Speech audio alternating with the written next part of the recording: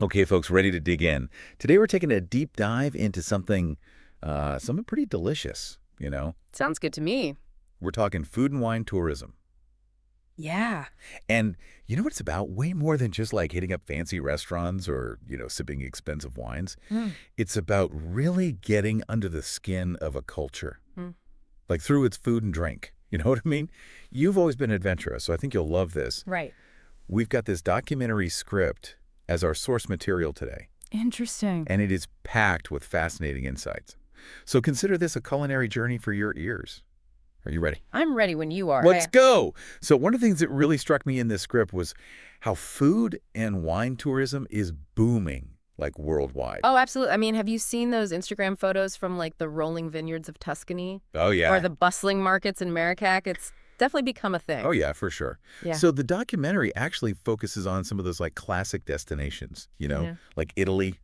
They go deep into the whole truffle thing, Oh, the truffle hunt. not just eating them, but like going on a hunt for them. Imagine that. It's amazing. They're like these hidden treasures beneath the earth. Mm. And they're so prized in Italian cuisine and culture. It's like a whole ritual unearthing them. Oh, for sure. And it's Yeah. not just Italy. They talk about France, too. Ah, France, the land of, incredible wines and pastries. Exactly. So in France, you could be wandering through a charming Parisian bakery in the morning, and then in the afternoon, you're like strolling through these ancient vineyards in Bordeaux. Exactly. Like two totally different vibes, but both so quintessentially French. It's wild. And what's so cool is that you get to experience all these different sides of a place through its food and wine. Absolutely. You get to understand the terroir, the climate, the traditions that all come together to create those unique flavors. Totally. And I think that's what makes food and wine tourism so much more than just like a superficial travel experience. Oh, yeah, for sure. You're not just like a passive observer. You're actively engaging with the culture. Totally. Speaking of engaging, you know what else I thought was really cool? The documentary highlights all these hands-on experiences that go beyond just eating and drinking. Oh, yeah. Like what?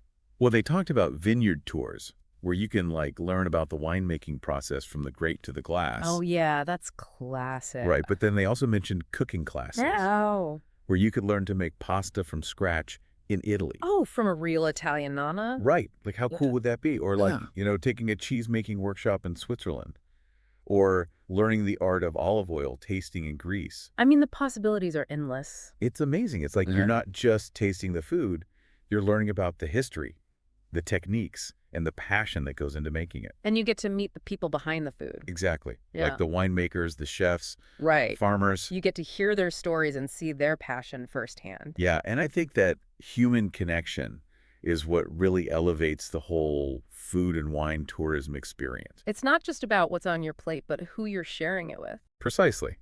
And it's not just about indulging yourself either. Right. The documentary also talks about the positive impact this kind of tourism can have on local communities. It's like voting with your dollars, right?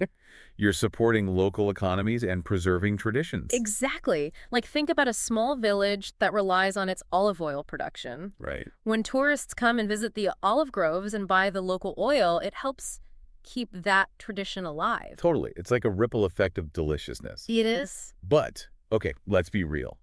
Planning a food and wine trip can feel kind of daunting, right? Oh, yeah, a little bit. Where do you even begin? Exactly. So luckily, the documentary has some awesome tips. Okay, I'm all ears. First off, research.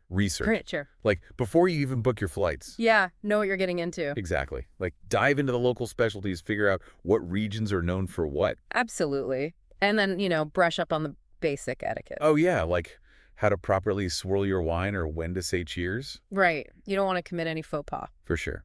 And book in advance. Oh, especially for popular restaurants or wineries. Oh, yeah, those reservations fill up fast.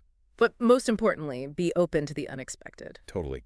You never know what hidden gems you might stumble upon. Like a tiny family-run trattoria in Italy. Or a local wine festival in a quaint French village. Those are the best moments. It's all about embracing the adventure.